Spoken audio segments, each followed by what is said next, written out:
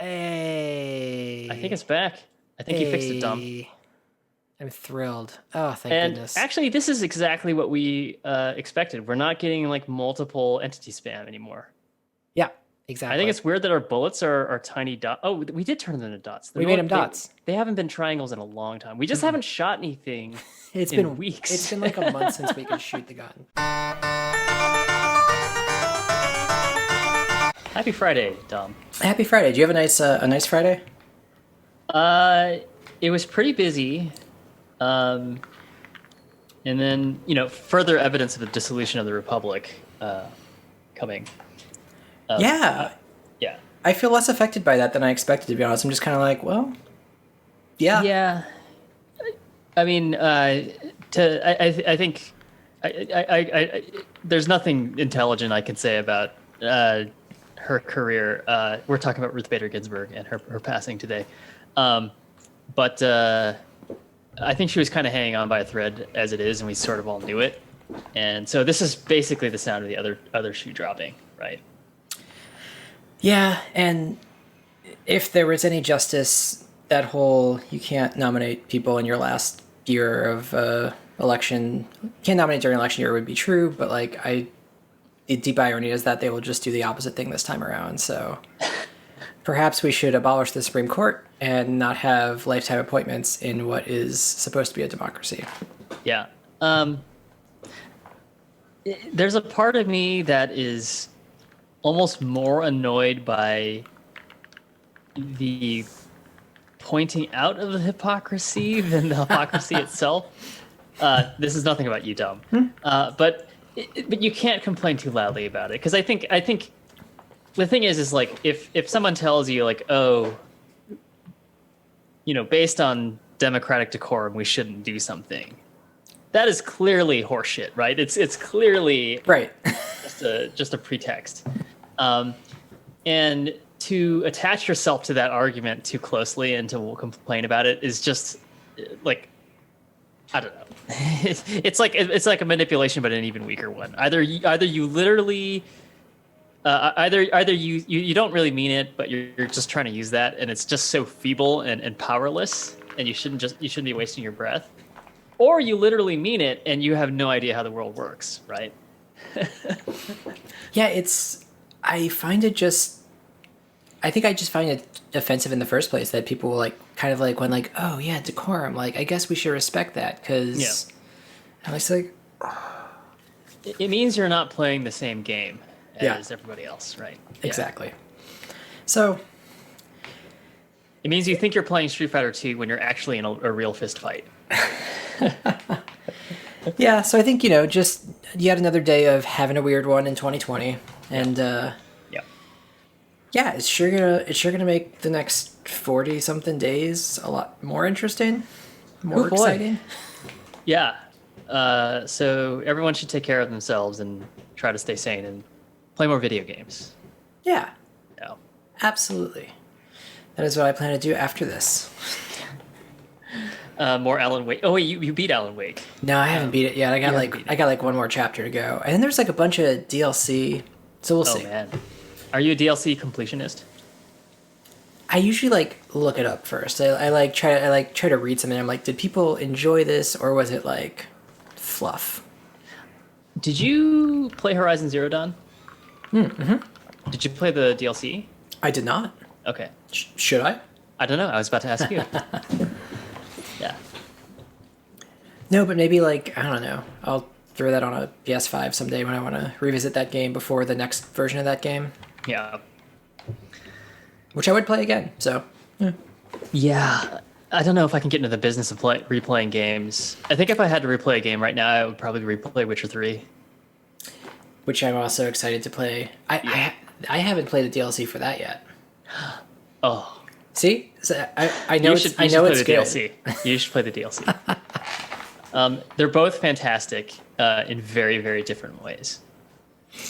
Yeah, that's fair. I'm kind of holding on to that one for a rainy day because I'm just I know it'll be great. Yeah. I feel like the first one is ultimately better, and the second one feels fan servicey in a great way. Yeah, one of them is a little goofier, right? Which The second one's goofier, yeah. I'm into it. Yeah. But you're ready for Goofy at that point. Yeah. Speaking of Goofy, our FPS is Goofy. Oh yeah, sorry. The your screen's not up yet. Hey, wait. Pull up the stream real quick. See what we're doing. This looks great. Okay, let me do it. Twitch.tv. I should just go to jeffandon.com, right? That's the new way of watching the stream. The new and best way. Bingo. Yeah. Oh, there we go. Pop up. Just having a little. This is fantastic. Yeah, look at that. We look It's cool, like right? high resolution and everything. I'm shocked. Shocked in a good way, not shocked in an appalled way. This is why the my OBS setup was a little broken beforehand, because I made the video as large as I could, and suddenly all my window ratios were off. But worth it. Yeah. All right. I just have so little faith in every hop, like in my webcam, in my internet, in Zoom, in your internet, like that I'm actually surprised that it's coming in with such great fidelity. And honestly, you're higher resolution than I am, and I'm like, my camera's connected to my computer. I'm totally confused. So Zoom has a setting that allows you to enable high def. Oh, hang on a second. Camera. Yeah, I think you've been living in the dark ages, Tom. Well, here's the question. I'm on Windows. How the hell do I get to Zoom preferences? I probably have to open the app. Is there the little Zoom icon in the sys tray? Yeah. Right click on that. All right, let's see. Video. Here comes the HD. Oh man. Crystal clear. That makes sense too. I was super zoomed in. Much You've better. got the ring light and everything, right? I do. Yeah. Yeah. Which, to be honest, just makes me look sweaty. Nope, but it's necessary today. Don't be afraid of your body, Dom.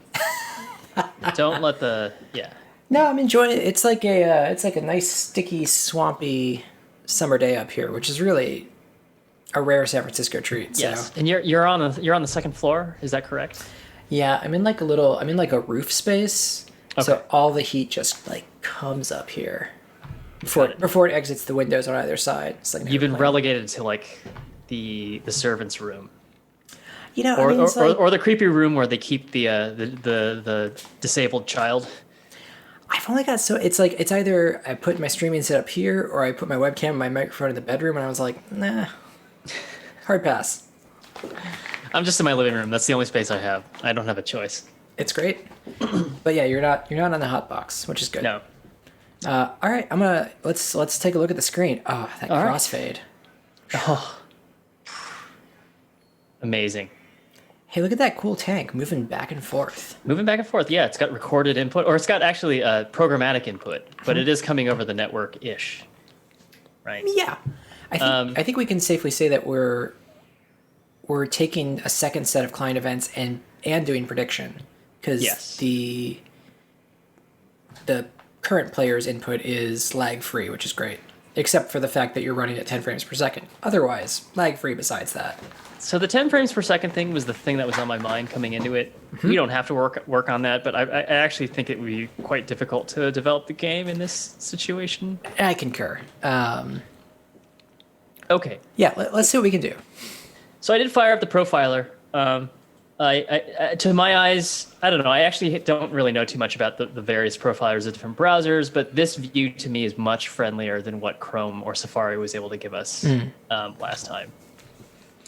Took 5 seconds of profiler. What this is actually doing is basically the JavaScript VM in the browser is sampling the program counter or whatever the equivalent of that is in the VM, figuring out where it's probably sampling the CPU's program counter, and then sort of adding symbols back to where the memory addresses of where it was, and telling us if it was sampling at some rate, where did the samples end up? And it looks like a huge proportion of them end up in our base clone, which is basically what we're leaning on to make sure that we are accurately doing deterministic state reconciliation.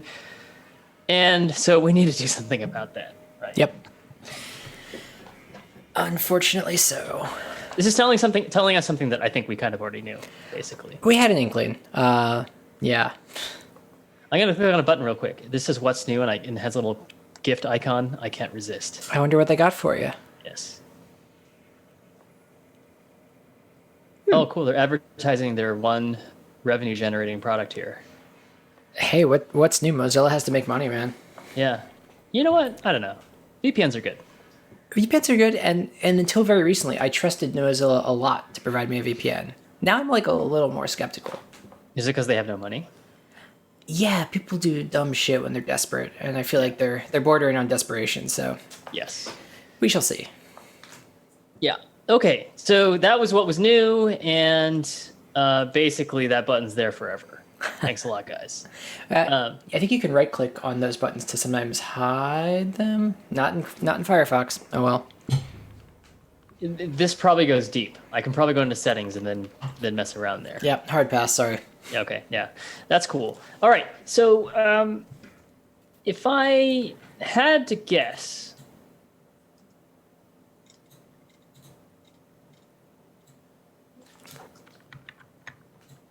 all right, I gotta do this whole thing.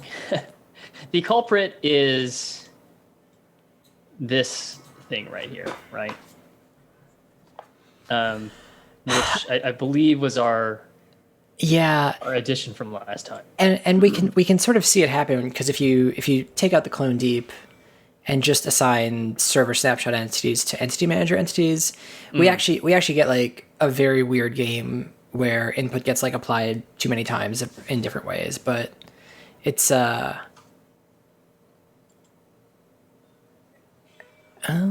still reloading. Yeah. Yeah. It's bonkers. But oh, holy crap. Oh, yeah. It's super fast. I kind of like this, actually. It's fun. it ain't bad, right? Yeah. And I'm back up to 50 FPS, and my render is 50 FPS. There's nothing I can do about the slow render. I think it's just my slow computer. Unfortunately, the render's a little funky, though Safari did a better job. I'm curious what yours does in terms of that. Oh, okay. Do you want me to try it? Do you want me to boot up Safari? No, because, like, let's get it back to 47 first. Okay. I agree. We know what the problem is here. Yeah. So I'm actually kind of curious what your thoughts are on how we should approach this. Maybe we can propose a few things and then deliberate over them.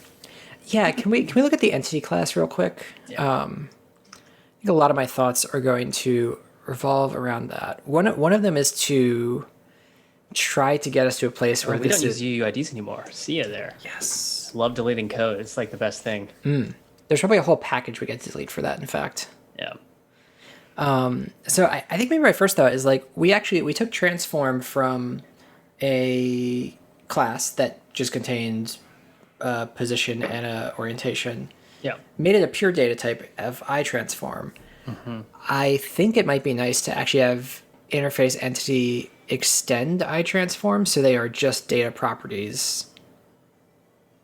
So basically, like one solution is we don't have to deep clone. We just shallow it, copy everything. I think that will be very annoying in the long run. Yes. So I have a similar idea, or at least it's in roughly a similar direction. So I think what you were saying is to have this extend iTransform. And iTransform being excuse me, just these values. That's right. Annoyingly, vec2 is not plain old data. It is a class. Oh, crud. Yeah.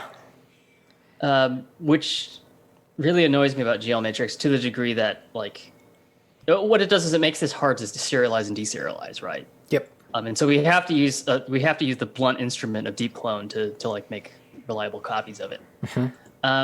Now, I do think that we are doing too much. First of all, we are deep cloning every single entity in the playfield, regardless of whether or not they actually changed. Yep. Right. And there are hundreds. Like if I can very slowly drive every tree here, every gray box, which is a wall, every circle with a triangle on it, which are tanks or turrets. These are all entities, and we are also not constraining what the game is simulating, right? So the game has the full map, which is quite a bit larger than what is even being displayed right now, all loaded in memory, all being simulated, all being deep copied every single frame. And that strikes me as a bit too much, right? So I guess the thing I'm thinking of is, can we use the notion of dirty flags to make this a little more easy to work with? I love it. Yeah, because basically we could shallow copy everything except the dirty objects, deep clone those, and then we're good to go. Or sorry, not even shallow copy, just reassign. Yeah. Yeah. Yeah, I think that's sort of what I was thinking. So that no entity is ever deep cloned. It is just mutated, right? So what that could potentially look like is that in this sort of iteration here, we kind of create a list of state that gets changed. And the list of state could be a full entity, or it could just be a single property or something like that. Or it could be a component, right? That would be the in-between thing. And anytime something gets touched, we deep clone that, have a list of clones, and then when we get back up here where we need the snapshot state, we just restore the current state back to the snapshot state using that list of clones that we created. Right? I like that a lot. And at that point, it doesn't matter. We can just sort of destroy what we like. We have this sort of like simulated state ahead of the snapshot. And then we also add to that in the client simulation. Where are you? We add to that with this, right? That's correct. Yeah. And speaking of which, this should have actually, I think do we do the entity manager update here? I think we need to add that here. Is it the very end of this file? I feel like we might have had that in there from before, or end of that function, sorry. I don't actually see it here. Right? Weird. Emitters, camera, keyboard, mouse, server messages. Yep. You had made a comment that I thought was interesting, which is that, like, probably this is looking pretty freaking familiar, right? Yep. This is our third version of this loop, I believe. This looks identical to this, right? And there's one in server.ts too. And really, we should be doing it here too, right? Yep.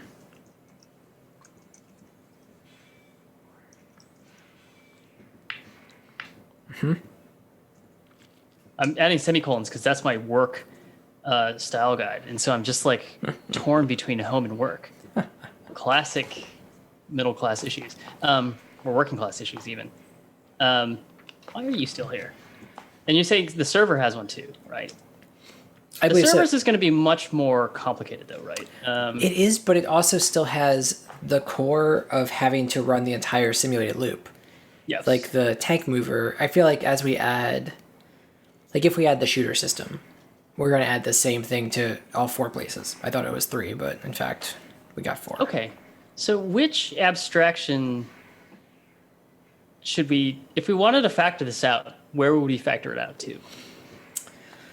I feel like there's like a simulation.ts that's missing or something. That like you feed an entity manager and a client message, or like the client message for the frame, and it just runs with it.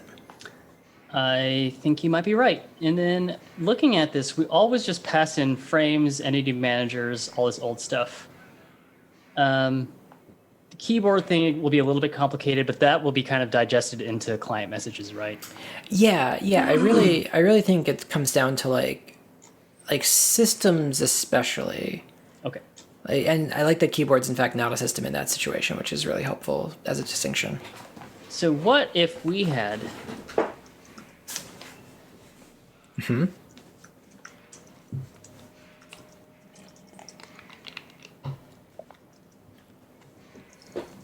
And it took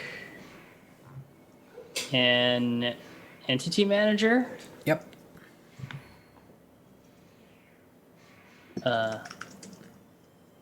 a delta time, a frame,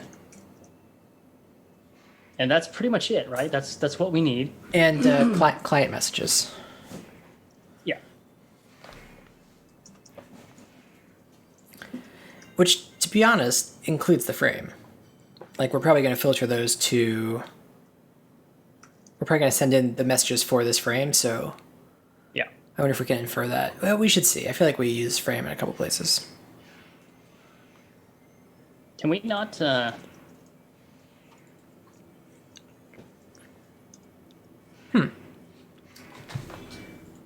It's not playing ball. I wonder if it wants you to get client message imported before it'll be happy.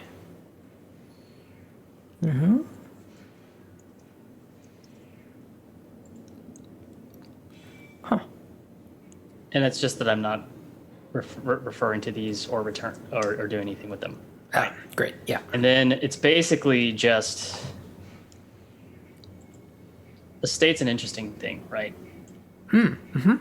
Should we pass in a game state as well? Yes. Because we do have a simulation that... We do care about that, right? Yeah, it's some is game state on, some is game state independent.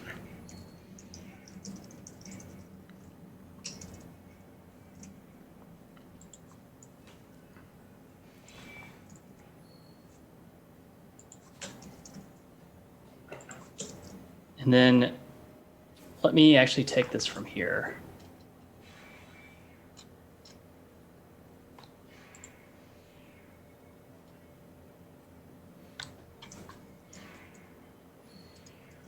I think this is the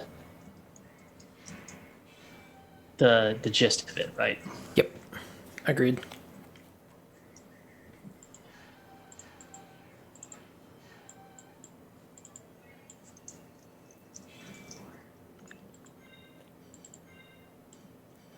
So I don't think the player input system gets simulated. Yes, you're absolutely right. Toss the whole thing, yeah. But that looks good. I'm going to go ahead and call this entity manager. A little more verbose, but I think it's fine.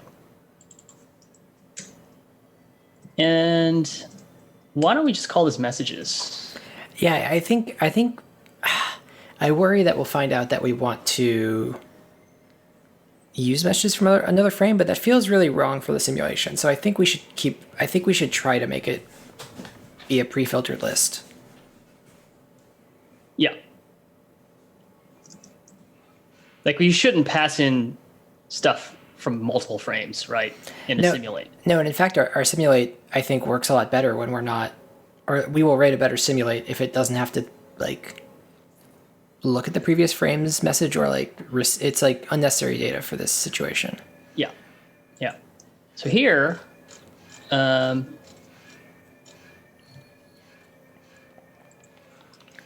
think we basically do this, right? And then we pass in a bunch of shit.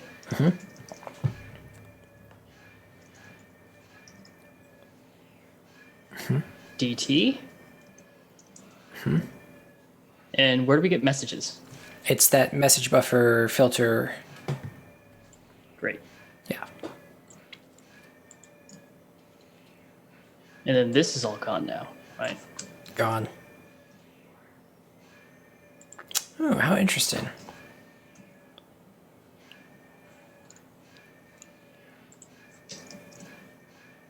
What's interesting? Oh, I'm just really enjoying how this is going to come together. Sorry. Yeah. Seeing it in the client first is a surprise, but I think it's the right surprise. And we can roughly probably copy this. And this also happens in sync server state, right? Wait, real quick before you do that, can you still move around in the client? I feel like that's... Yeah. Okay, great. Slow, but I can. Slow but not laggy, I hope.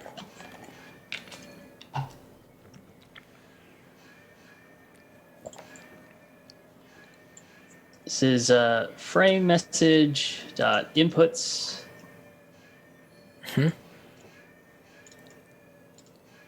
The entity manager is C dot entity manager. I think just entity C dot manager state. on line 23. Line 23. Okay.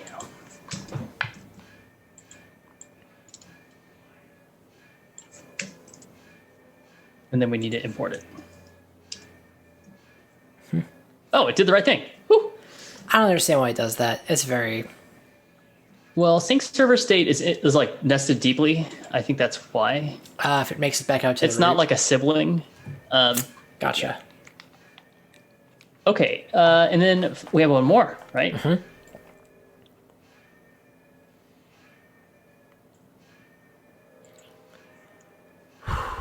And entity manager this time is C dot entity manager, right? Uh-huh. And then the messages is just this one. Now, why... one of them was frame messages dot inputs, and one of them is just frame messages. What happened there? Oh, frame messages was a variable that got assigned to this expression, which I just deleted.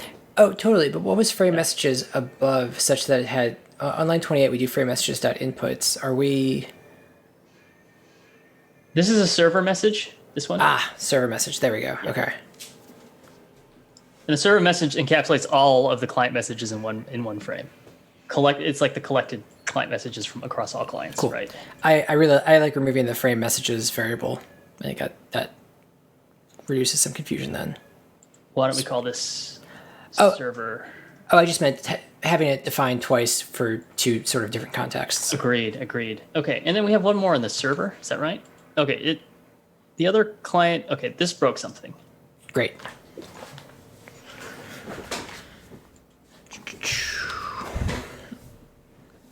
Do you want to revert that last one? Though I assume are you stuck within like a tiny radius now? Is happening again? Yeah. So that probably means that line 37 was fine, because that's the result of the server messages never getting applied. Well, we're passing frame messages, which is this. This is.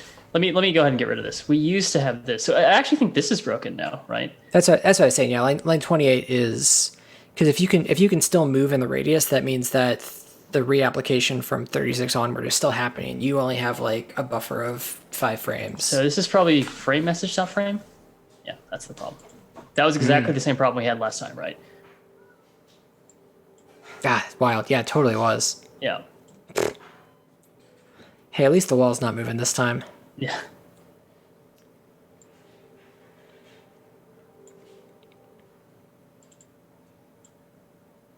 And this is actually F, right?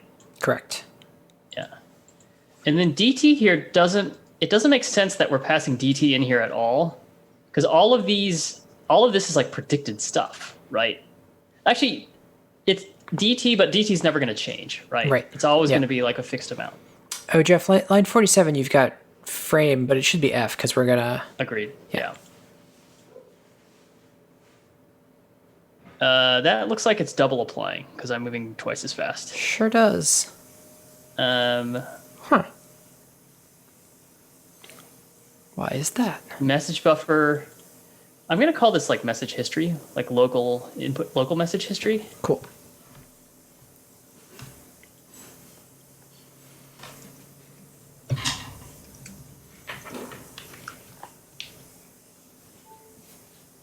Now that the client concerns itself with server messages, you want to say it's like the local messages that we collected, right? It's got to be just confusion around frames, right? Yeah.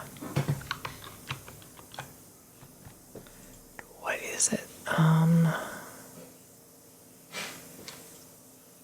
It's the new entity manager. Frame message.frame, frame message.inputs. Well, let me just copy this and go back to a state where we think it was correct, right? Oh, I can't really undo very well because I renamed. I'll just do it. Yep.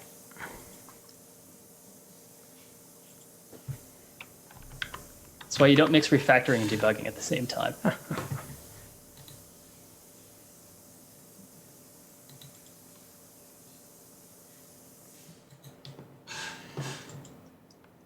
And we're back to being healthy again, right? And what we had as a supposed improvement over that, C.entity manager. There right? we go. And let's go ahead and just call this message buffer. That's what it was.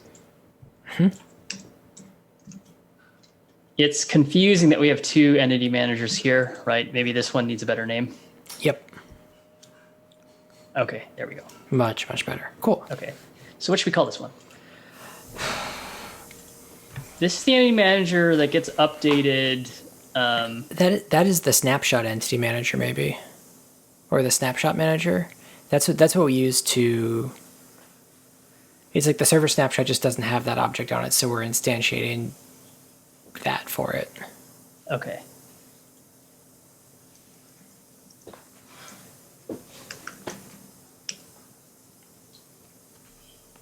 All right, that makes it a little bit more clear. Ish. Ish. You could rename message buffer too. I really like message history or whatever. Yeah, bring that back. Local message history, yeah. Okay, so we've done a little bit of refactoring now. We have this kind of nice simulation thing that has. It's where it all needs to be.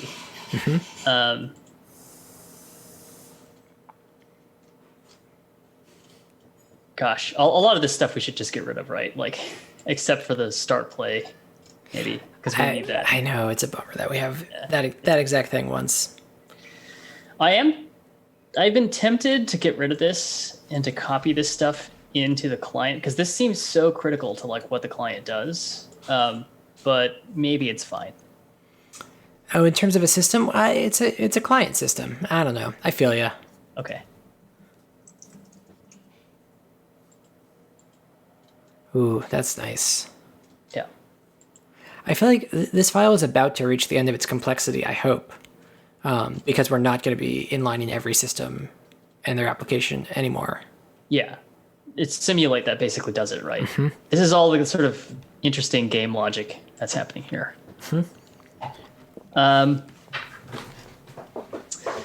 Boy.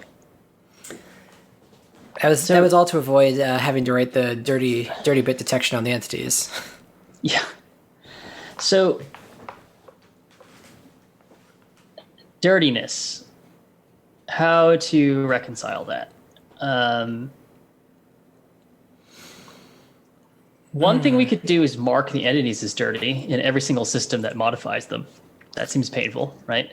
It seems painful. We could. Yeah, as I say, we could write like an update method for an entity that like handles that for us. Like if you use it, something more generally sets the dirty bit on it. We're this close to writing active record though, so. Yeah. I don't know how I feel about that. This almost feels like I want to use Rust, where if you want like a mutable pointer to an object, you have to call a different function. Actually, C++ is that way too, right? They have the const function and they have the non-const one, right? I've never done that much C++, but it sounds handy. Yeah, well, the idea is like if I do like a const, like cat equals new cat, I can't call like cat dot grow like age by 10 years, right? I can't do that because this function modifies the cat internally, and the cat in this scope was declared as const. However, I could have like just a regular cat. Let's say I'm mixing JavaScript and C++ here. Bear with me. I know it's painful. And I could do this, but I could just do cat.getAge. And let's actually, I think what I want to say here is, let's say we have cat equals like cat database dot get const Felix. Then line 20 wouldn't work because I got the const version of Felix out of the database. Oh, that's really cool. However, I could do const cat2 equals cat db dot get mutable. It's funny, I'm like totally blanking on cat names. Garfield. I can only think of Felix. Garfield, yeah. Yes. And then I could call age by 10 years. And what you would do is you would just like mark Garfield as dirty simply because you got it as mutable, right? Gotcha. Now in JavaScript, there's no way to distinguish between these two things because there's no like there's no language level const or non-const or mutable or not mutable. Well, what if we brought in immutable JS? Ooh. It's as libraries go, I feel like it's a pretty classic one. I've never touched it, but it is at least like sort of well loved and well established. I don't know anything about mutable JS actually. Let's look it up. Yeah. I know you can like freeze things in JavaScript. That's not quite what we want, right? Mm-mm. Oh, look, they've got TypeScript. Whew.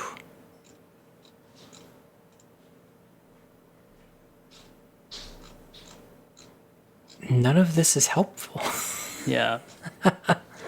Well, the thing is it's not just the library, it is the type system that we care about, right? We want the type checker to say you can't call that method because it's not callable on a non-mutable object.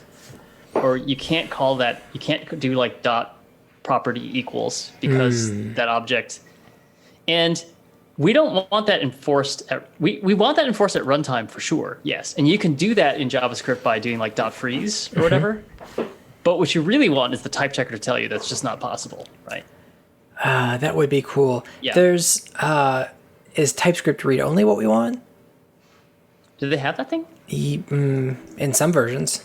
But still, TypeScript still doesn't give you the notion of which instance methods of a class change the object versus which ones don't, unless it somehow is able to like infer based on the body of the function, right? Well, I feel like if we had our entity and our read-only entity,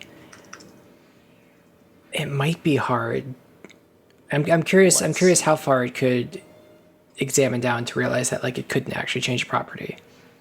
What is read-only actually? I thought. Is it? Yeah.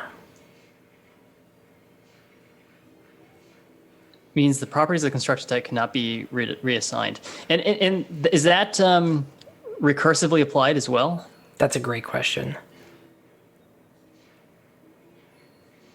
That's really interesting. Yeah. We can find out. Yeah. So let's do interface to do. And is it just interfaces that you can do this on? You can probably do it on What we really want is like sort class of type. foobar, title, string, and then we want like set title.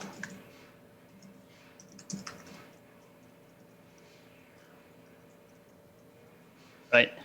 And then const to do read only foobar.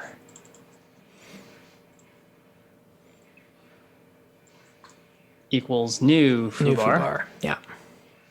And then what happens to foobar dot set title?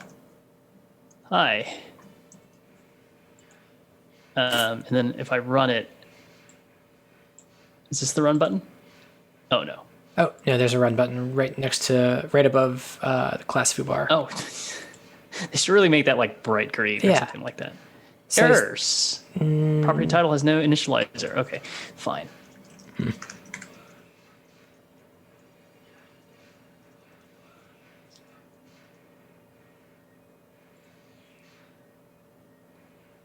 It looks like JavaScript has no beef with that, right? That's a bummer. Yeah.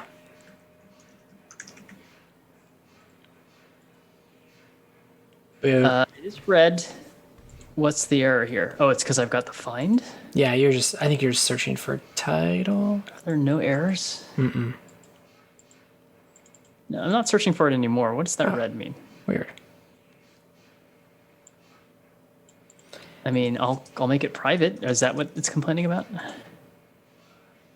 I'll make it public. Errors. What is this? Doesn't it look like it's complaining about something? Yeah, it's very unclear what it wants there. Yeah. Now, if foobar had... Let's just see what this has to do. Because we just care about what the type checker is doing, right? Mm-hmm. Yeah, I don't see the type checker complaining about this, right? No, but what if foobar took one of... If foobar extended an interface that was read-only or not read-only, I think... It's going to be really, really incomprehensible types by the end of it to get it to work right. Yeah, I mean, you kind of want to be able to do this where you just say, okay, I'm going to return the read-only version of that, but you don't want line 23 to be possible, but based on the type checker. And this is the problem. And if you do foobar.title equals on, that should blow up, right? It complains. Great. That's what we want, but we basically want it to like apply that logic recursively into the bodies of the functions and the bodies of the functions that this calls and so on and so forth, right? Yeah. Which may actually be difficult to implement, right? Well, I think set title works because it operates within foobar. If set title was outside, like if it was a function, if we were passing foobar into a function that was setting the title, it would fail. It would fail. Yeah. So you're right. I think I know what you're getting at, which is that if our data was all just plain old data, we would be able to all the mutation stuff would happen outside of it, right? Well, that would get what we would want. I feel like Vec2 is rearing its ugly head by putting a lot of objects where we. Well, let me give you a different issue. Let's do it.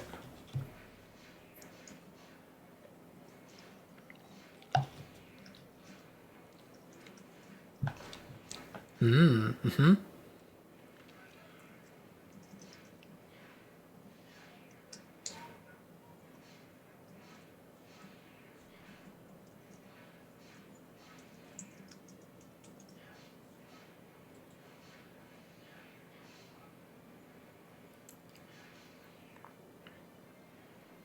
What is record?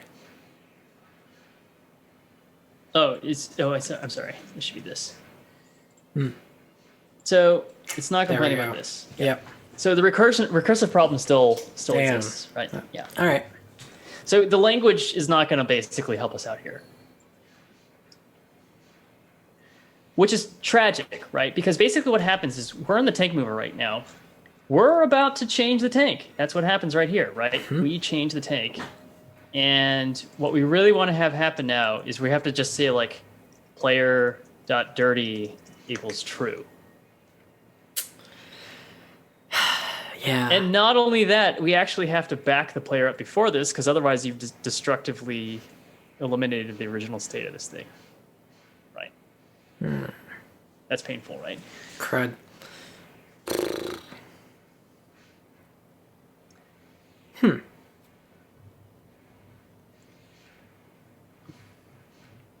So you could say that we could do something like simstate.entityManager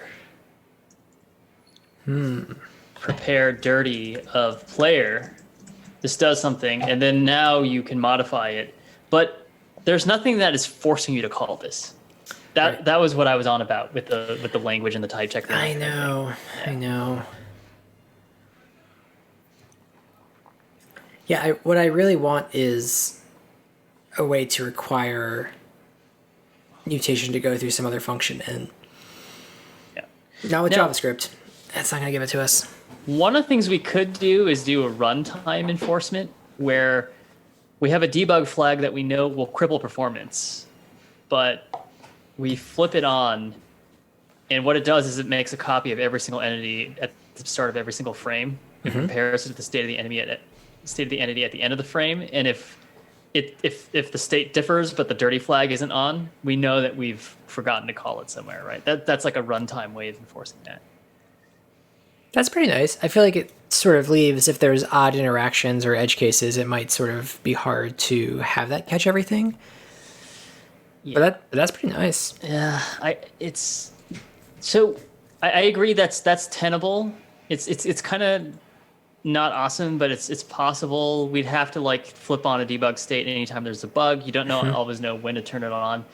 What's worse about this type of system to me is that you might end up having, you've probably written like super complex logic in whatever app where maybe you're like deep into it, and then this modify exactly the thing. And then you might have other logic in here where it's like else modify the thing. And having this thing on line 29 is going to force you to call this like every single place inside these branches where you modify the thing. Yeah. Yeah. And that is really tricky, right?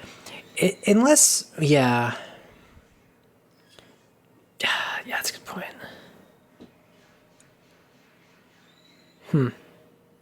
The compromise, potentially, is that every system that could possibly modify it, it's still a version of this, but every system that could possibly modify the player just calls this at the top no matter what. The trade-off is that there are some entities that might not be dirty that we end up just calling dirty because we have the potential to modify them.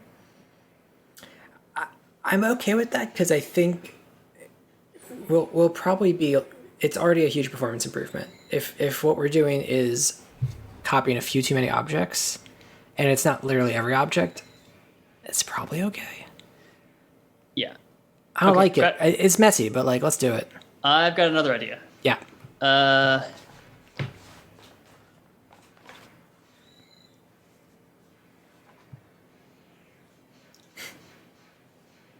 Maybe I don't love this that much. It was basically like we have a get player and a get player constant, or we have entity manager.get entity as dirty, and entity manager.get entity data. And the latter, and the first one marks the entity as dirty and returns a reference to the entity object. The second one copies the entity and returns the copy. It's interesting. That still sort of gives us, if we get the data though and transform or vec2s are on there, we'll still have references to. It would have to be a deep copy. Yeah. Yeah, we'll have too many references, but it's interesting to spread the deep copies out like that. I feel like that has the potential to deep copy even more objects unexpectedly. Oh yeah, it definitely would, because like we could, in processing our simulation, like iterate over the entities multiple times, and every time we wanted to get data out of it, we copied. We just have to know that you were doing that. Yeah, right. I was thinking of a variation on the dirty, which is having dirty be actually modify the frame number it was modified on, because we could actually track like a escalating set of dirty bits through like processing a couple messages. And I don't know if that's helpful or not, but it seems like potentially useful information. Yeah, I mean, if you think about it, dirty is like the reduced version of what you're talking about. But that means that what you're talking about is at least as hard as the dirty thing. Oh, to know when to set that. Exactly. I was trying to think if it actually if there was utility there that would make the pain worth it. Yeah.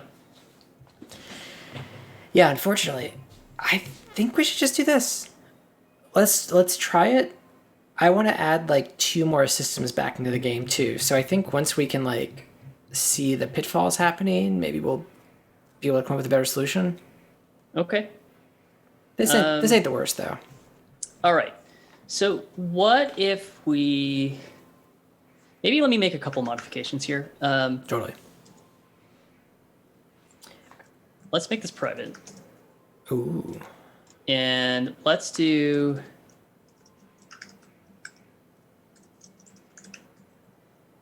making it private is going to be really hard because we probably iterate over entities all over the place. It's gonna be challenging. Yeah, we depend on that. You would need to add like a filter that takes a predicate or something.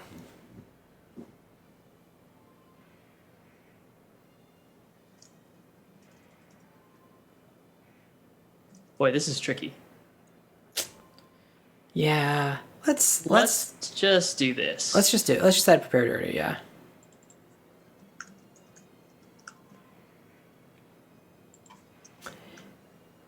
Player.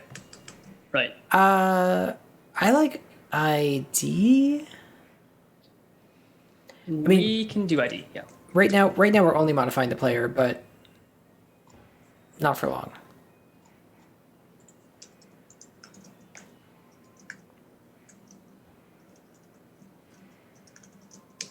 And what this is really like I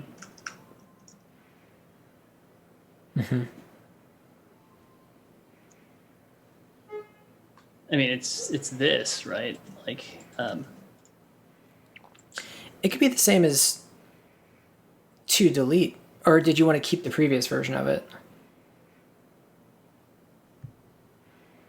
I did want to keep the previous version because we have to copy it. Like, basically, marking it dirty is basically saying, like, let's copy it.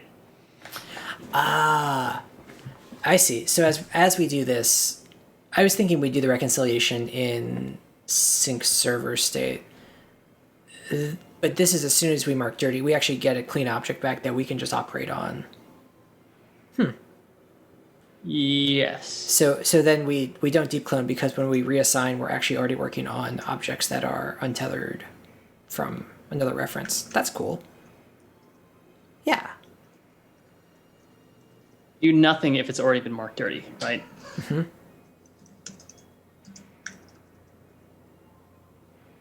Dirty is the wrong word for it. It's basically like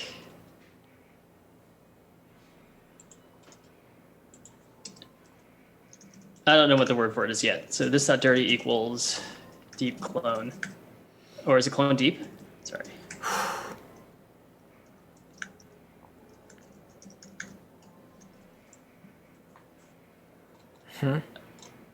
And this can't be private, right? No. For now. Nope. This is Lodash. Love how it knew that underscore is Lodash. Oh, now wait a minute. Do we want... I think this is backwards. We want entities... We want to capture the old entity. Yeah, we're doing that right here. But we don't need to clone it. We want to clone it into entities so that the entity manager has a fresh version, right? Talk through. Tell me a little bit more about what you're thinking. Yeah, I'm thinking that it's this .dirty ID equals this .entities ID. So that's like we've taken a snapshot of the old object, and then this .entities ID equals clone deep this .dirty ID. So the entity manager is safe to modify. So am I crazy? Maybe I got it backwards. What I'm thinking is that we're about to modify this entity. So we mark it dirty so the entity manager has a copy of it before we started changing it. Does that make sense? I see. Because we want to rewind back to this state at some point. Gotcha. And if we do multiple frames in a row, our dirty is actually going to be the very first frame. If we do 5 frames, it's the original tab is marked dirty. Exactly. Yeah. Yeah. Okay. That makes sense. Yeah. Cool. Digging it. Okay. And then we're just going to litter our code with this. Well, I think you've littered it in exactly the only place it needs to be littered right now, but yes. Yeah. Okay. Exactly. And we'll see how tenable that is. This has the potential to be like the most complicating thing in our whole game. I think this right here. Yeah. Yeah. Is my gut feeling. Okay. So what that means, now that we're sort of memorizing the dirty things, is that once we go back to here, we're about to synchronize the server frames. What we do is we no longer have a server snapshot, right? The server snapshot is gone. We just have the entity manager.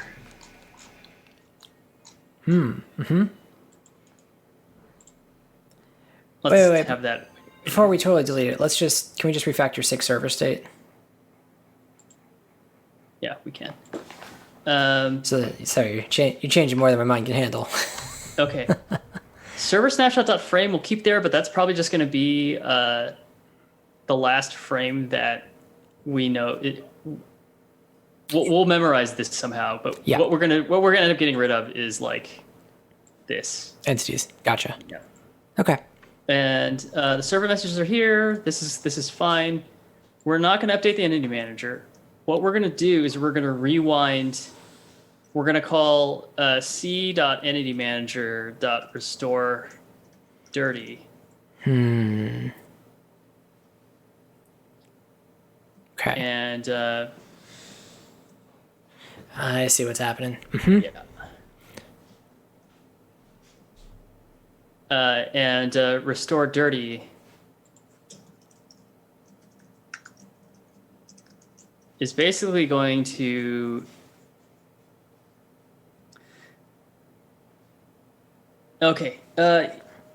This isn't going to be 100% of what it needs to do, but you want to iterate over dirty and replace everything in entities with the object from dirty. Yes. And then delete dirty, right? That's exactly right. So at the end, this is going to be like this. Yep. Right. Then we are going to do this. We're going to go for const ID of this dot dirty. This dot entities ID equals this dot dirty ID. And this is already a clone, so it doesn't matter, right? We're just handing the reference over. Yep.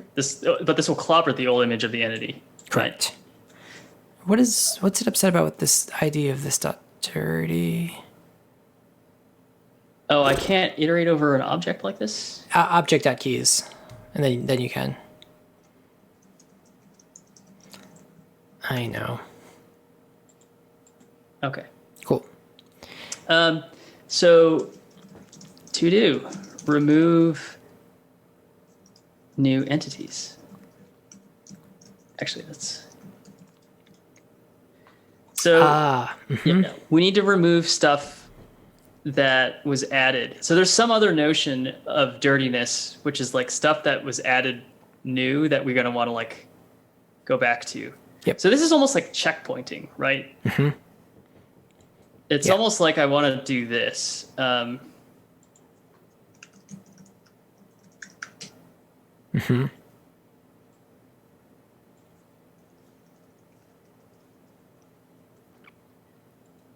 Yep.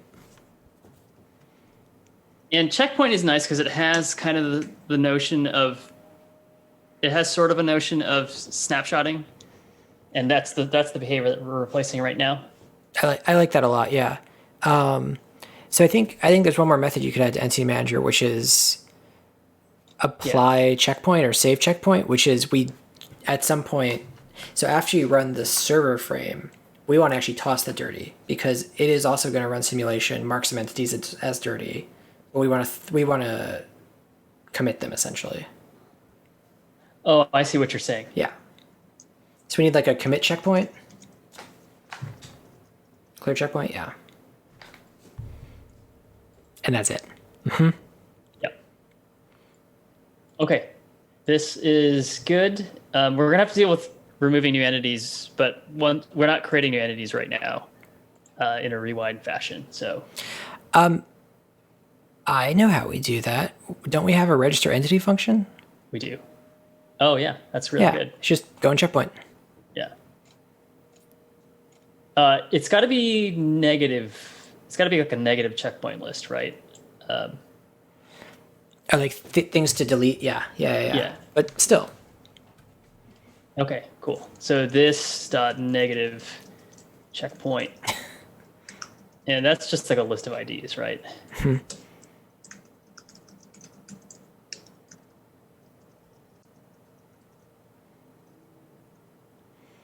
And checkpoint. checkpoint, register, and then what we're saying here is this dot negative checkpoint. This should be a set, shouldn't it? Probably. It'll be hard to register the same one multiple times, but it could. Because our entity IDs are counting upwards, do we risk utilizing that fact? Like have our last checkpoint identity ID and just cut off everything afterwards. Exactly. That's easy. Can we do this later? Yeah. I think there's something to this. It's just that it's a tricky enough problem that I'm having a hard time keeping it in my head along with this other stuff. Absolutely. I just wanted to get I wanted clear checkpoint in there because I feel like we were about to write the code and run it and be like, why is our server not working again? Yeah, totally. Entity manager is defined but never used. What? Yep. Okay, yes. Yep. Okay. Can't find the snapshot in entity manager. Okay, that's gone. We're It's restoring gone. the checkpoints. This is gone. Now we can just simulate over this. This is just c.entity manager. This is fine. And then we don't do this anymore. And what we do is we say your thing, right? Yep. Clear checkpoint. Boom. This is all known good. I think that's it. Yeah. Yeah. And then, so the only thing that's going to set checkpoints that we're going to apply is this prediction and then the stuff in the client sim, right? The client current frame simulation. Correct. Right. I like does this work, Jeff? The game has been hidden. Yeah, it's way faster now. It's back to normal. Amazing. I didn't expect that to come together as easily as it did. I feel like there's some weird subtle bug in there that's waiting to bite us in the butt. But the other client is moving exactly as fast as us, which means that, I don't know, this looks good. That's wild. Holy cow. Okay, great. So now let's do the thing that you were saying, right? Which is, how do we do this? I was going to say we could do that, or we could try to handle a system that adds entities first, though I think we can probably predict exactly what will happen. A system that adds entities. I think it's just the shooter or the builder. Okay, got it. Because right now we don't have a lot of new entities. Like this code will never run, and we won't know that it ever works. Yeah, it's going to be hard for us to confirm. Yeah. Okay. All right. Let's clean up some of these stuff in the problem list, just so we're not too confused. Checkpoint entity player.id. I think checkpoint entity should take a number. Because IDs are numbers now. I didn't annotate it correctly. Yeah. And then finally, going back to client, I believe that this whole snapshot stuff Oh yeah. Let's needs to let's just be lose it. like what do we call this? It's like last known good server frame or something like that, or Well, like we've got server messages right there. So is it just server frame? server frame? Yeah.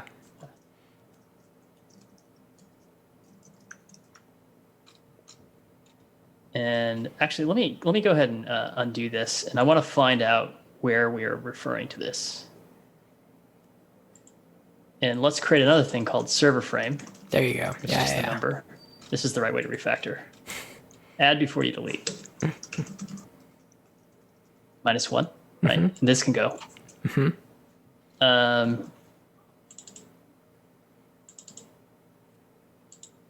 This Gone. gone. Yes. This is server frame. Mm-hmm.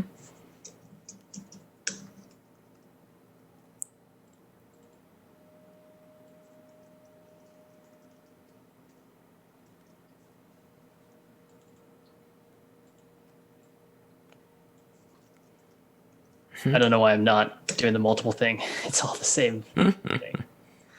Server frame. Delightful. And let's go back to client. Are there any more references to this thing? Just this. Cool. That's a solid refactor. Okay. Sweet. Oh, and wow, We still have that vertical pipe, that one frame of like vertical. I want to know what that is, but that might be an off-stream bug fix, I think. Yep. Because it has the potential to be extremely gnarly to fix, and yet the side effects are quite small. Mm-hmm. Do you want to clean up the TypeScript stuff in this file too? It looks like we just let's do it. That probably added some extra imports. Yeah. Honestly, it's a great refactor when like we have fewer dependencies at the end of it too. That really makes me happy. This probably needs to. Oh, come on! Stop complaining. Just do it. All right. Cool. Wow, I'm quite happy about it. Oh, you can do it. That's what crashed it? Come now. I think just the VS Code prettier thing, it probably deleted the file and then like it took a long time for it to populate it or something like that. Checks out. Yeah, it does, doesn't it? Okay. That looks We're great. back to like basically normal frame rate right now. I love it. And really, we should be, because the only two entities that are being copied are just these two, right? Yeah, exactly. Everything else is not. Yeah. So this has like a funny situation where if we have a thing that sprays too many bullets on the screen or something, we might have like copy problems again. Maybe. Yes. So we're always going to have that so long as copies are expensive. And copies are expensive probably so long as we continue to use nested data, right? Mm-hmm. Now, I do have this notion that, do you remember when we talked about entities being, this is an array of structures, right? Mm-hmm. But we could do a structure of arrays. Yeah. And what that would be something like transform is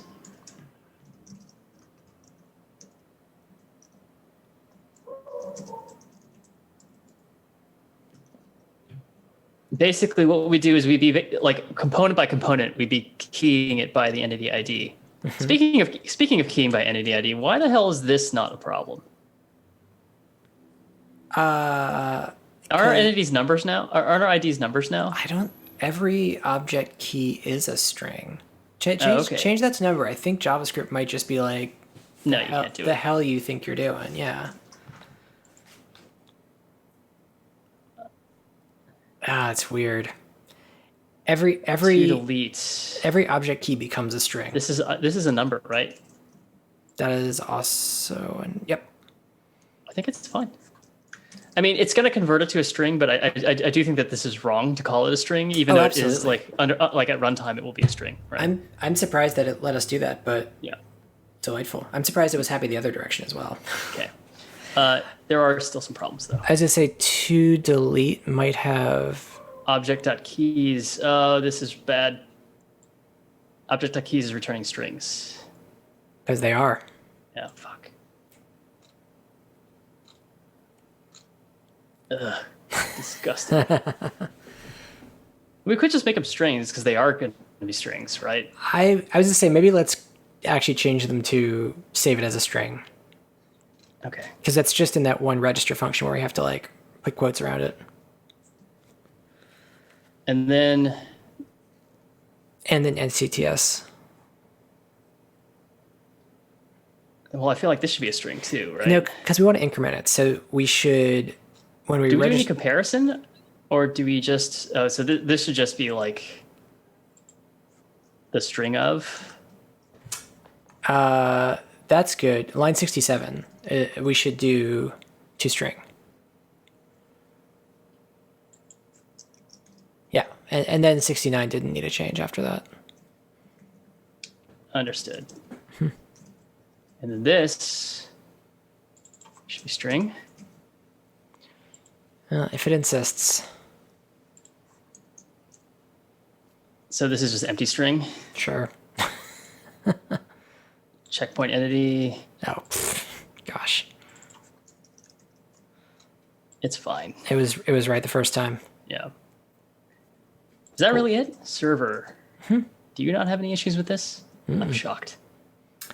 By the way, one more place we could put simulate. What's that? Server? Right there. Holy shit, we forgot about this. This was like the OG that we wanted to update, right? We didn't forget about it, but it just kept working. What is simulate again? Tell me what it can be. Entity manager, this dot entity manager. This dot state. We got our DT and our frame. Frame.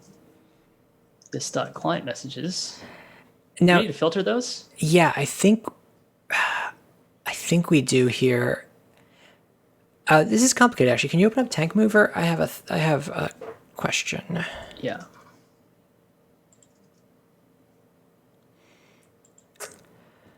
I feel like Tank Mover should not be filtering by frame here. I would really like things to not have to do that. Yeah. Messages should be the messages that it's applying on this frame. I concur. Which means, though, that I think every place we call simulate, we need to make sure that we're filtering intelligently. Right? Yes. Okay. And so what does server do above this? What is our, what are our messages?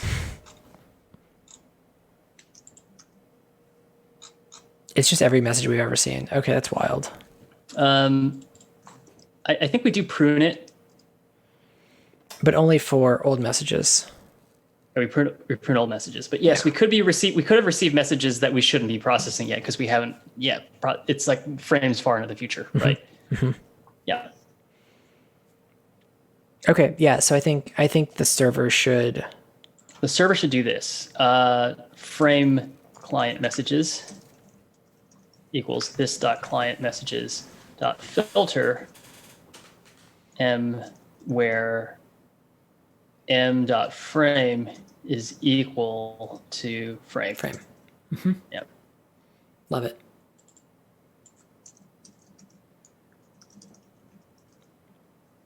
Yeah, and then this is all gone, and then I think a lot of this stuff actually goes into simulate now, right? Yeah, absolutely. When you got a dangling curly brace in server. Yeah, I'll come back to it. Just making sure. Yeah. I guess I can count on TypeScript to get us there too, which is nice. And then all this stuff. Also, I think goes into simulate. Yeah. I'm less convinced about level completion, but I'm much less convinced about that as well. Yeah. I know exactly where you're coming from. Simulate. That was all down here, right? Yeah. Okay. Nice. This is great. Yeah, because the client owns some of this game state stuff, right? And another hard problem that we have to solve is if you have stuff that is outside of simulate, are they really systems, right? Because this is not a system, right? And I think I'm maybe going back a little bit on what I said many streams ago, where a system is just a way to factor out like functionality or code in this function. I think because we have the simulate function now, maybe we just have a notion of like simulation systems, and that is the domain of simulate, right? Yeah, and I think for me, as we've gone further, like a system is a place to factor out code, but also it's a thing that depends on like DT. Yes. It's systems are things that have to operate on time-based stuff, which is why sync server state continues to feel like one to me. Yeah. If I had to guess, this is maybe thinking a couple steps too far ahead, but I think that in the future, we're going to have to pass in either a client ID or whether or not it's a server that's simulating, because I bet we're going to have to interleave server-specific or client-specific functionality between some of these systems, because we just need like a very specific behavior or something like that. Quite possibly, yeah. Again, that's like a couple steps down the line, but I could imagine something gnarly like that. Like, Absolutely, yeah. coming up. Yeah. Great. No, I'm counting on strange stuff happening. Okay, so you were saying, okay, so we actually do it here. Let's find all places that we call simulate and make sure that we're doing the right thing, right? So in client, this first call here, we're doing the right thing, right? In server, I think we just fixed it to do the right thing. And in fact, why don't I just... You want to just inline it? Yeah, go for it. So I don't have to like give it an awkward name, right? Delightful. Yep. All these calls are going to look the same too, which is great. And then this... we do it twice.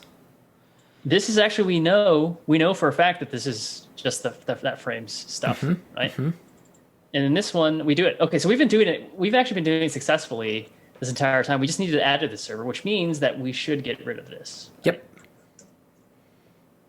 The whole messages are just simstate.messages.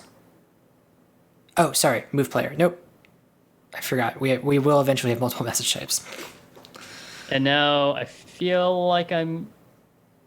Okay, yeah, I'm not moving faster. That's always the hallmark of something going wrong, is like if we're double applying local state, right? Now you are in sync with that tank. Maybe this is the game. I just say it's like a beautiful beautiful water ballet. You've really got synchronized tanking going on here. Is that our mechanic? Possibly. All right, and we no longer need the frame being fed in here because it doesn't care. That's interesting. Great. So simulate then needs to get updated because this frame isn't relevant anymore. Sweet. Okay. Well, shoot, dude. Are we ready to add entities mid-frame? Yeah, I mean, is it entities? Do we want to try shooting? I think shooting. Let's bring it back shooting one is time. Adding entities, right? Yep. I would also invite the builder back. I like the builder. Okay. And it's fewer. Actually, let's do the builder because we are inserting a single entity at a time instead of like 50 bullets.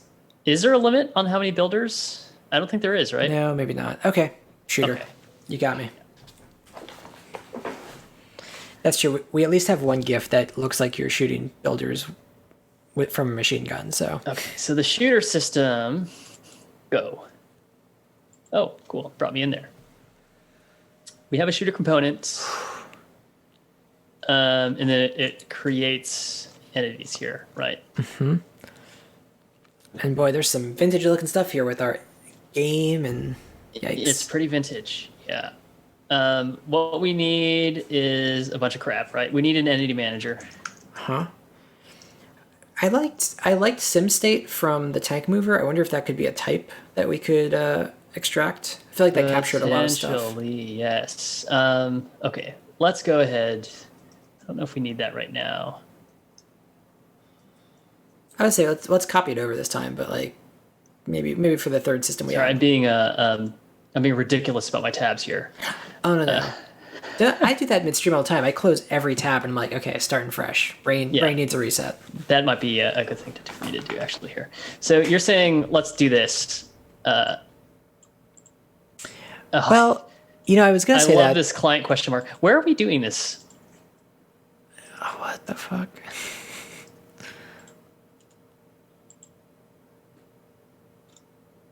We're not using that. Oh, that's fantastic. This made me uncomfortable, so I'm glad.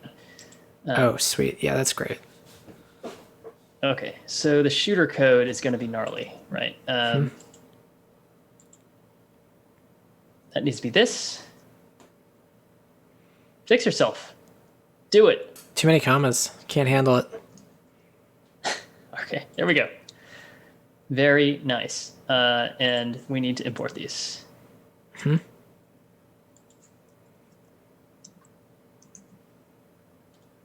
And gradually we can, I think,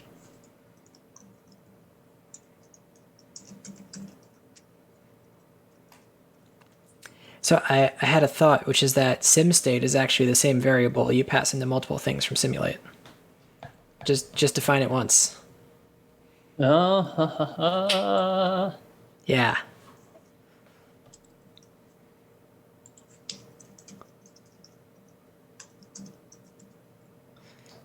Oh, I was thinking redefine it there, but that's even easier. Oh, I see what you're saying. Yes. Yeah, I was just gonna put a variable at the top of the function, but I like where you're going. And the frame here is not used for now. I need a comma. Ah.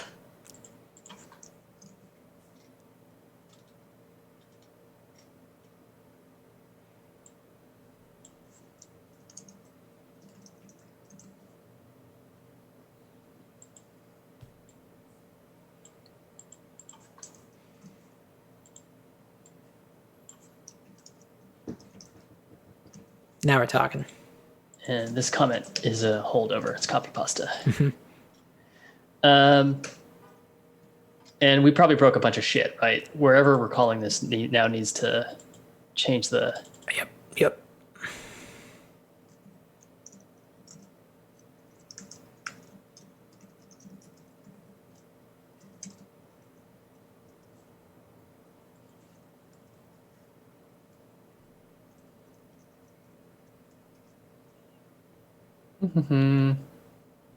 Okay. Oh, and it doesn't take frame. Great. Did I make this better? Probably. I think it's fine. Okay. Well, we think we see a pattern here, right? We think we see a shape of something common. We're not sure, but it kind of looks like it. And so we're just going with our gut. I'm with you. Yeah. Okay. And frame is gone. You got this. Oh, it's trying. God, it made it. Whew.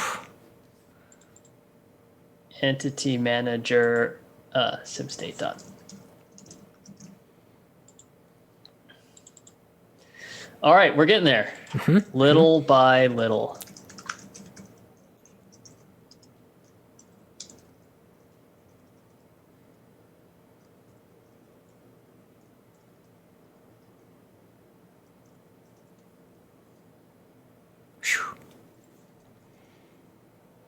I almost want the thing to do comma insertion for me. I've been thinking that, like, it really should know. It's so close. Did CoffeeScript get it right?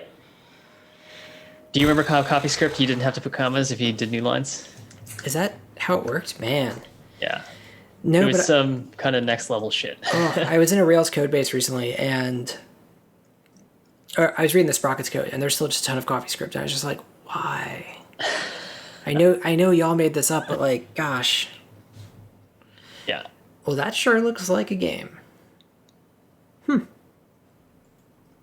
All right, let's shoot some shit. Yeah, good luck. Be positive, man. Oh, sorry. There's just a bunch. There's just 50 I'm errors. Yeah. I'm razzing you. Let's close everything. I'm actually. Are we getting a ton of console log errors? I feel like.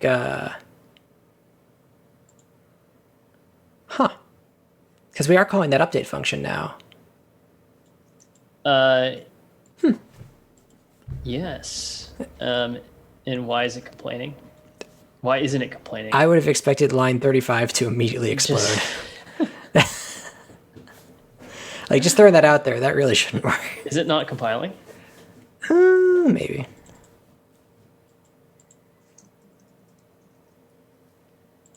Cannot find name G. Like, why? What? Yeah, this has got to be a parcel thing, right? I mean, what in the hell? Maybe it's just for const in null, right? But this seems really bad. That should really be like a couple levels of undefined is not an object. Did you refresh the game? Let's refresh it. How does this work? I don't know. I bet. Watch. We're gonna sit through. I don't want it to be an end. We're gonna sit through a full compile cycle, and we're gonna see what happens.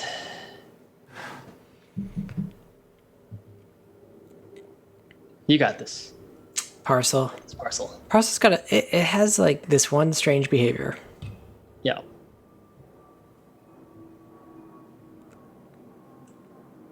Come on.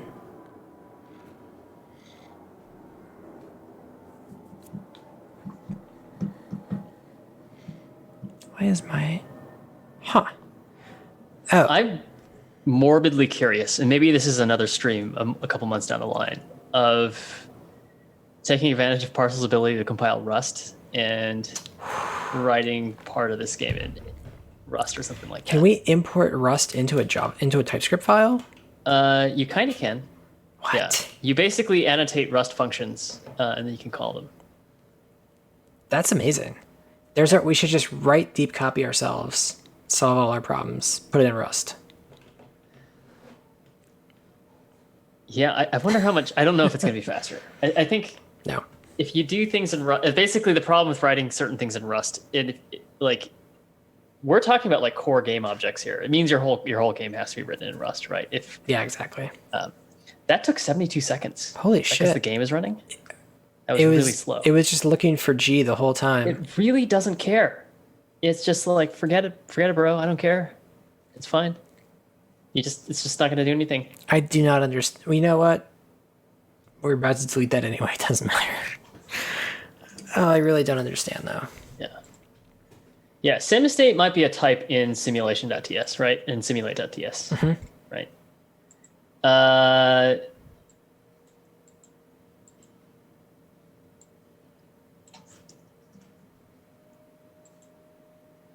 What? Does this work? That did, but then did that need to be object? That doesn't work. Oh yeah, because this for loop just iterates over the keys, right? Okay, yeah, good. Entity manager. SimState. SimState, yes. If shooter input target. Shooter.input.target. Oh, this needs to be a message now. So this is good. Wait, is this the thing that aims at the player? Oh, you're right. This is the wrong thing. I mean, it's not the wrong thing. It's gonna make the turrets work. It adds entities. Oh no, wait. There's input here, right? I think the component that automates the turrets is the turret system, right? It's not. This is the player shooter. Okay. Should we probably call it the tank shooter or something like that, or tank firing system or something like that. And then the input on the shooter gets set by the player input system. I think we got everything into there. Yeah. And then we commented it all out. Yeah. Yes. Handle cursor mode. That's for the builder. I think there's handle attack input. There we go. Okay, so this needs to be a client message instead, right? Because foreign, we don't know, we don't read mouse clicks from foreign clients, right? We can only get their client messages, right? So where's our client message?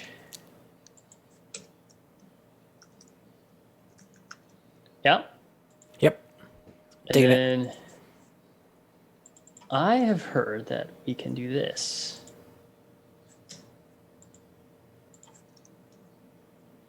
And it is better than interface.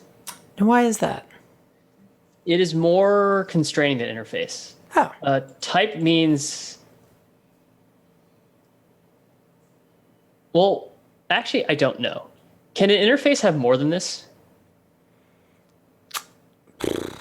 I don't think so. How do you say that you at least have to have these things? There's like a special like meta type to do that, right? Anyways. But type equals is preferred now. Okay. I don't know. Someone at work said this was better, and I'm just going to file that away back here, and it'll come up in like 4 weeks, and I'll be like, that's okay, why. Yeah.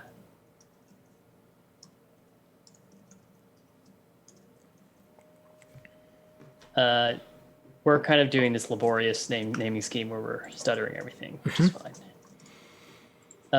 This is we know what frame it happened. We have the player number, yes. It is tank shoot. And then what else do we want to know about this? Target pause, Vec 2. Yes.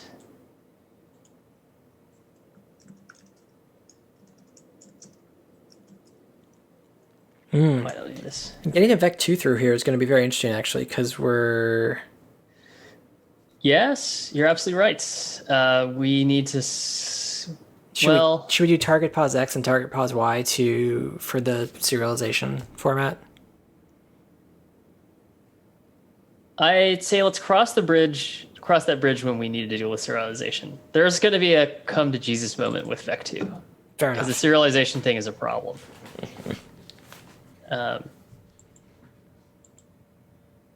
Types? Huh. That just happened randomly, right? Yeah. Oh, this is because we've commented stuff out, right? That's why it's complaining about it. Handle attack input.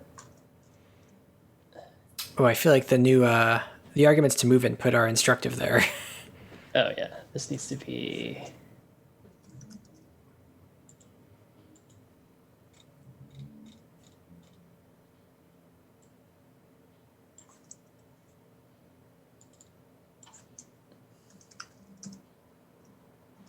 I like how we're passing both the client and the entity manager because the entity manager is going to be exactly the same, right? Oh, I think the second argument should be frame. Oh, it's frame. Yes. Yeah. Sorry.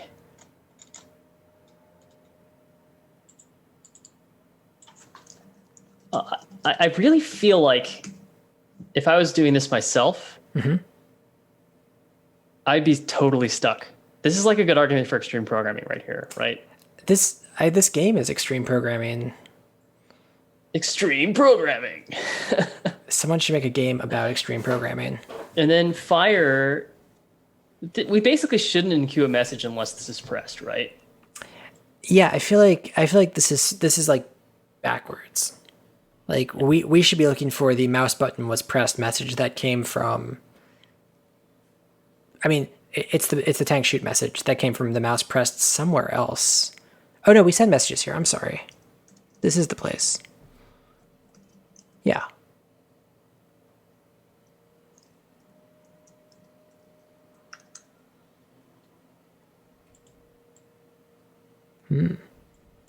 Yeah. And then how are we enqueuing messages? We're doing this, right? Yep. Okay.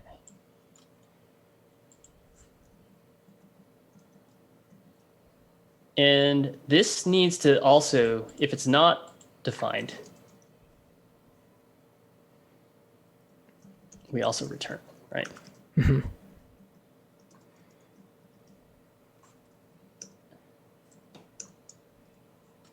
And it's the frame, player number, the type is tank shoot. Do we actually need to let target pause now? That's a... No, because I'm just gonna... Even better.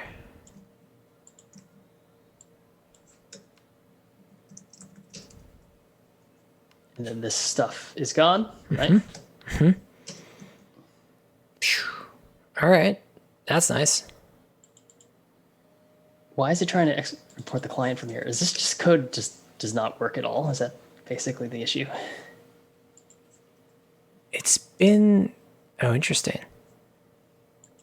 Frame on 36. And we don't need the entity manager anymore, do we? Let's just get rid of it. Cool. Yeah, where has... Huh.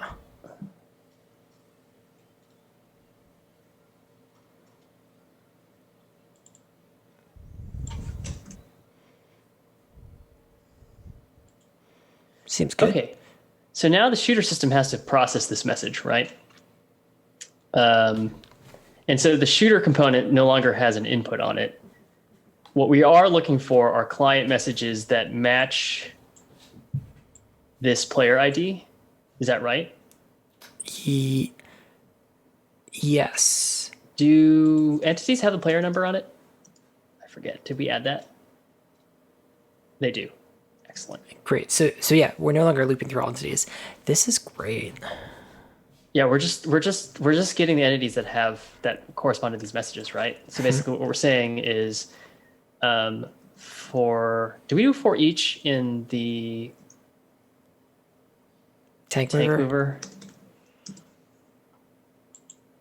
We filter, and then we do a for each, right? Yep. Okay.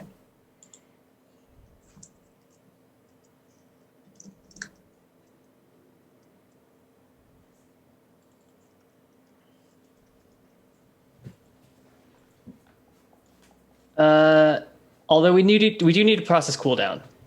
So actually, I think we still need to do this, right? No, because we're the thing that is the shooter is the player.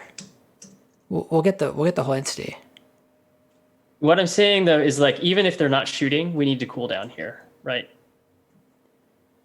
Sure, cooldown. Oh. Yeah. Unless we change it to a system where we just do a time-based thing. Can you? Tell me what Sorry. you mean? That was. Oh, we like just timestamp the just last time drop you fired? drop a timestamp and yeah, don't let them fire again until it's X cooldown. I'm down with that. Yeah. It feels. So we're gonna rewrite this sucker. It feels lazier. Yeah, I guess so. All right, we got 20 minutes. We can do it. We can totally do We it. can do it. Yeah. Okay. So what we're gonna do is we filter down to these messages. We iterate over them. Do we just want to do the for each here? Is that?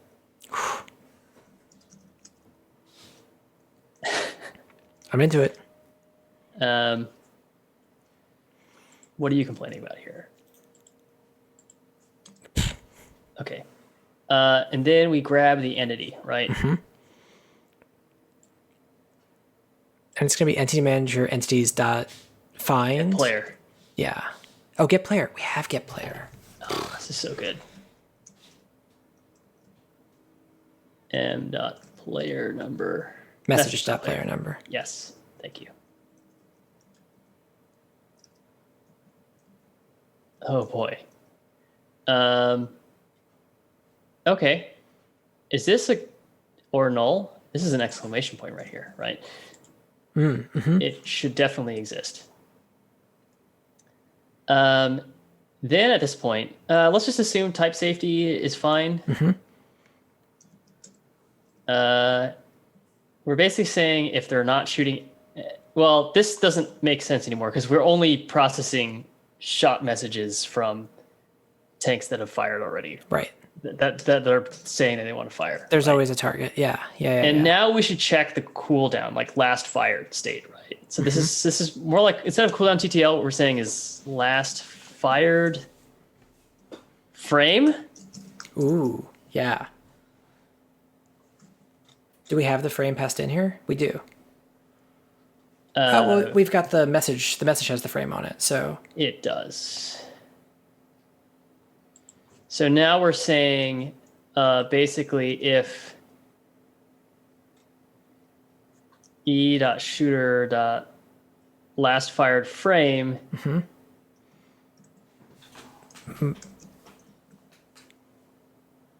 minus message.frame is greater than some constant. It's basically the current frame, right? Is it, or what are we trying to say? If it's great, if it's less than some number, if like the current frame, which is message.frame, Yeah. minus this is less than some number, then you can't shoot. Well, Right. what's our current cooldown? We have a constant at the top. 0.25. So that's 15 frames. That's 0.25 seconds. So it's basically cooldown period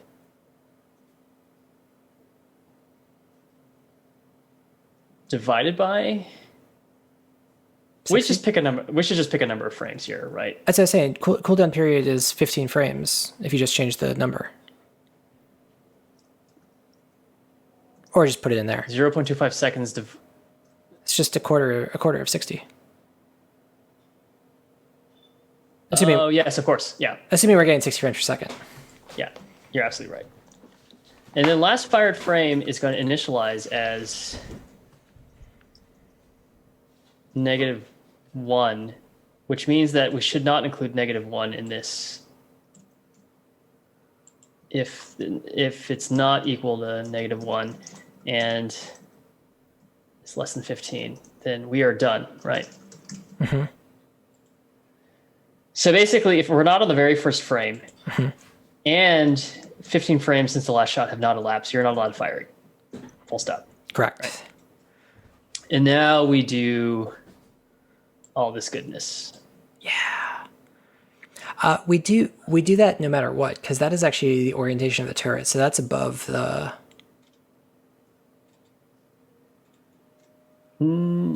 Otherwise, I remember we had the turret will snap to wherever the bullet exits. So. Oh shit! This is actually gonna be really weird because the mouse used to like get. The mouse orients the constant tank as intent. well. Yeah. Okay. So maybe we need to. Let's put this here because this for at least for remote tanks, the turret will snap to where it's shooting, and that's fine. I think it'll snap for local tanks too. Yeah, I was thinking for local tanks we could fix it. we could do something in the prediction, but yeah. Okay. That's okay. Basically, this system is shooting and orienting the turret, right? Mm-hmm. And in fact, I probably should have known because the original implementation of the player input system, if you recall, sent a Boolean on whether or not the mouse was clicked down or not. Mm-hmm. Yeah. Mm-hmm. But let's just get this done first, and then we can swing back to that. Oh, absolutely. And then shooter input target, it should actually just be the message dot target, right? Mm-hmm.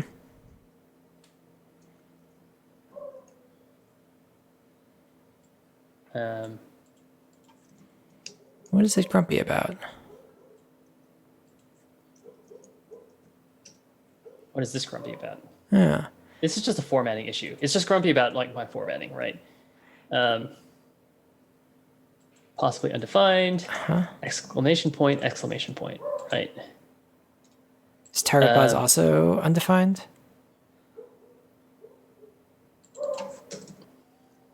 Oh, I thought it was a move player client message. That's interesting. What? So the filter, maybe I do need to do const messages equals this. Oh, just to... Messages, just to fool the type checker.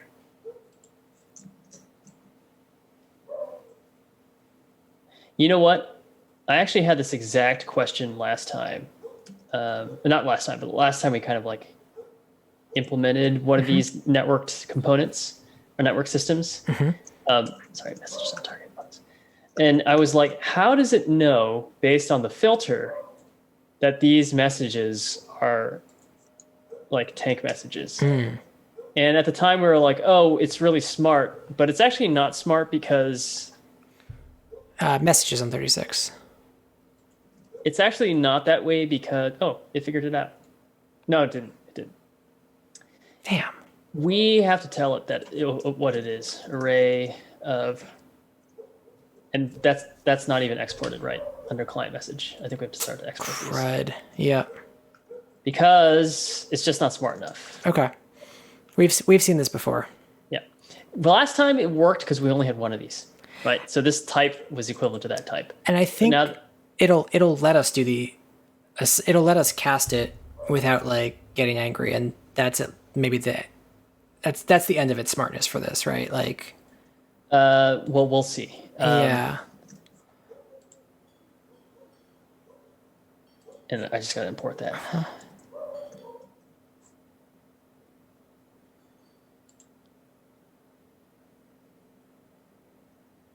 What? Ugh.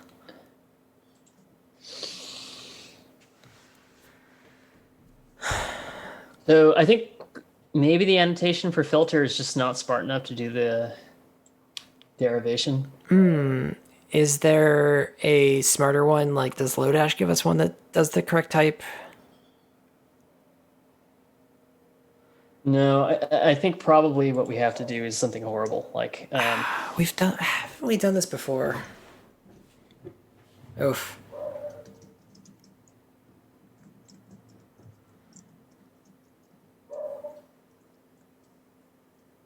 it's not the end of the world. Nah, just If it's what I like m those. dot type equals equals equals.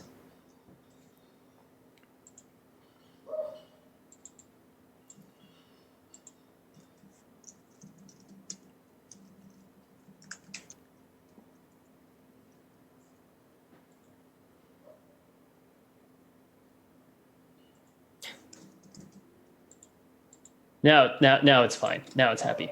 Great. So I guess you could probably toss the array thanks you client message too, because it should.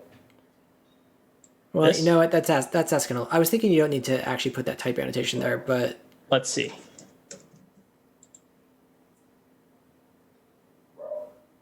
ooh, got it. Yeah, Never mind. it's got to be there.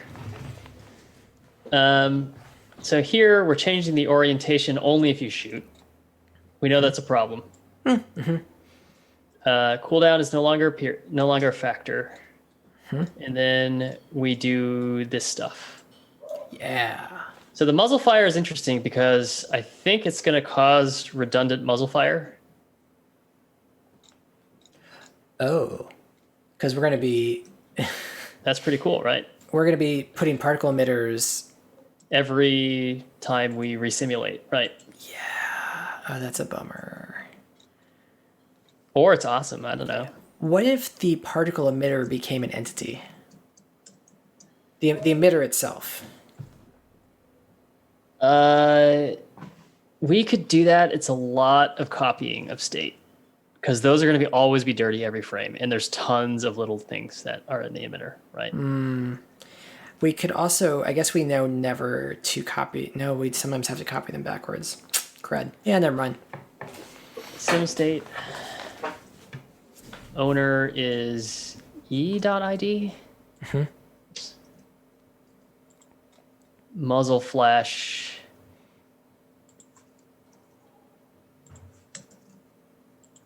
And here we need to actually pass in a client. And this is actually a client only thing, which I am going to say. Go for now. Use the emitter for now. Let's and do it. We'll figure out like how to get that back in there. Sounds good. Okay, so this should work, although it should shoot a ton of bullets, like, or no bullets. Oops. Let's see. Oh, that's cool. Oh, the bullets aren't. We don't have a bullet system that's animating them. So Oh, basically, we I'm made drawing. art again. Yes. Should I start drawing genitalia? Is that basically my mandate right now as a human being? I mean, I guess Nintendo will ban us, but that's fine. And notice the frame rate's like way down now. Interesting. Okay, so I bet if you logged the length of, is it possible that we have a bunch more dirty items and it's growing? Because it really shouldn't, once you put them in there, it shouldn't do anything else. Oh, I see what you're saying. Also, interestingly, the cooldown did not feel like it was working because it looked like you were shooting many more than one bullet every quarter second.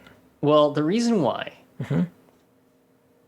is that we are not cleaning up these new entity registrations. So this is actually running a bunch of times, right? This is like running every single time in the sync server state. We are rerunning the it's quadruple. the shooter. Yeah, it is. It runs 20 times or something like that. Great. Right? I also noticed we never set the last fired frame. Yeah, that's correct. So we have like problems on top of problems. Yeah. Right? I noticed this is not necessary. Cool. Which means that in simulate, we will not pass it in. I see that bullet system calling our name. Yeah. Yeah, exactly. And then here, we just fired right here. So we can just set it here, right? Last fired frame Yep. equals message dot frame.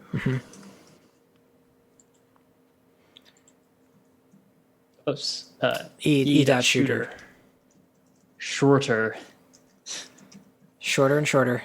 And then I think we need to mark the entity as dirty here, right? The player? Yes. Ah, yes, because we've shot. 100%. Checkpoint entity. And that only happens because of this. I already am annoyed at checkpoint identities, and we're 2 systems in. Yeah. It's great. You correctly predicted that one. Yeah. In fact, I'm just going to do it right here. Yeah. Let's do it like that.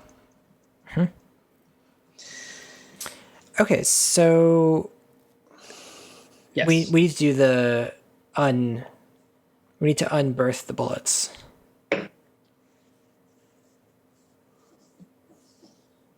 And we started rating the negative checkpoint a second ago.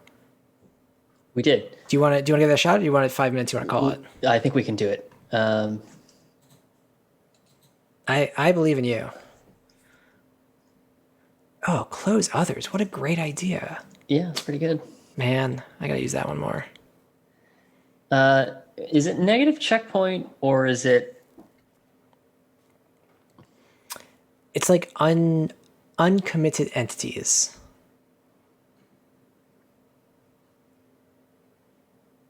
Okay, that's fine. Yeah.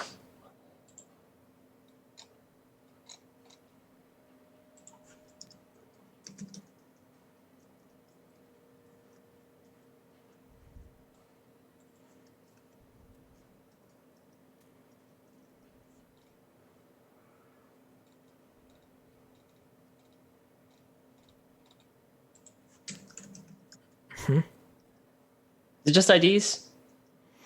Is it just a set? I think we can get away with the set, yeah.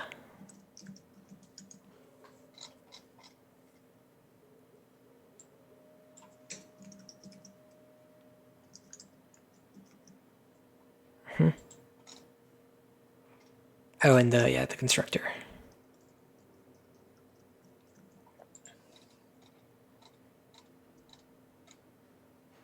Uncommitted.add. And then here it's Restoring the checkpoint is here, where we just go through and say,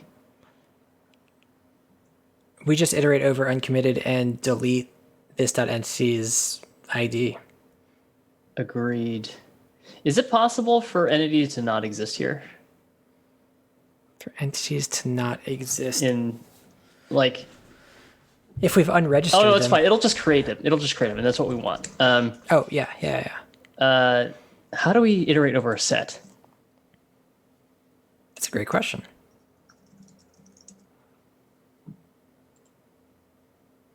I think there's a for each. Yeah. Always is. Love it.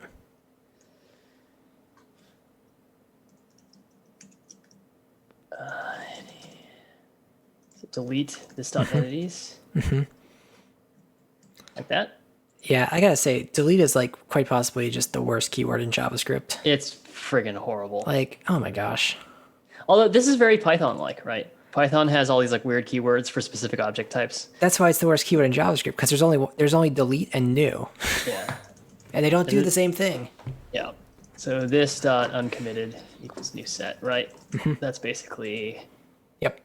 I love And it. then also we want to repeat that here. Should we just call clear checkpoint here? I have a weird thing about calling public methods from private methods, but like, I don't know. They're both public for what it's worth. It's true. But I feel you. It's like recursive in a unpleasant way. We're not repeating this enough for it to be. I like that better. It's Yeah. Like, you shouldn't be using your external abstraction for the internal logic for your implementation, ideally. Right? Yeah. Okay. Does the game work? I think it's close. Oh. Oh.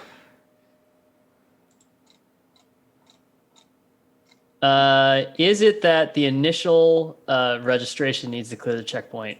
Like the initial init map has to clear the checkpoint. I bet you're right, because we've just deleted every entity. Yeah. So where do we set everything up? I think Is it start play? we have a we made an init map function. Yeah. Okay. So And I think like 4 things use this, so that's great.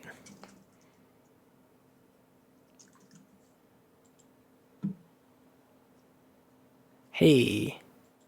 that's better, right? Much better. It's Pac-Man. What happened to our tank friend? Oh, is he dead? He looks dead. Did I just screw up the tank the tank mover? Your tank mover is moving. It's true. So we screwed up. Oh, you know what? I think I know what it is. Yeah.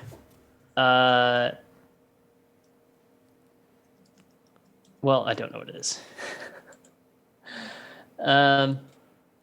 First of all, we got to do the same thing as before. Yeah, okay.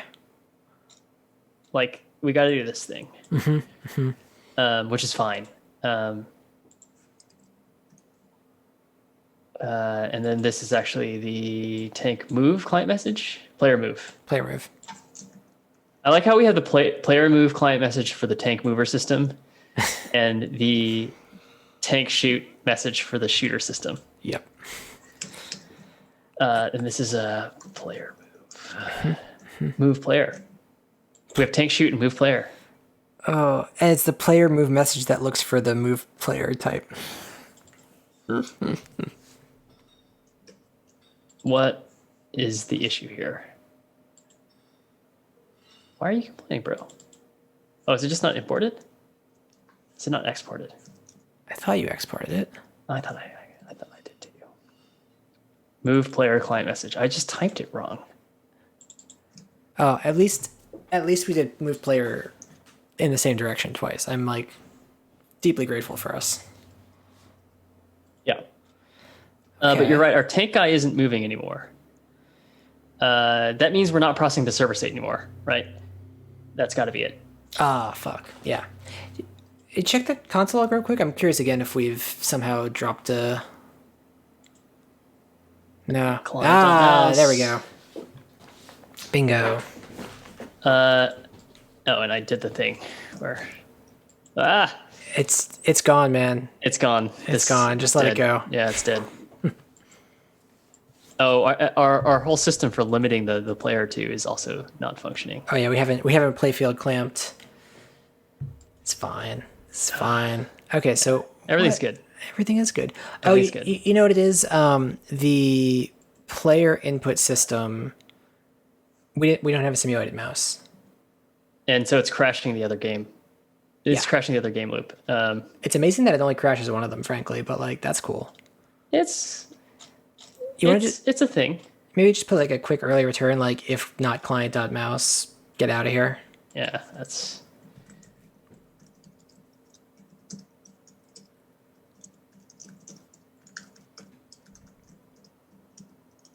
Well, is the mouse getting created twice, or where does the mouse actually even get created? I don't think we create a mouse for the simulated client. Let's check it out. Uh-huh.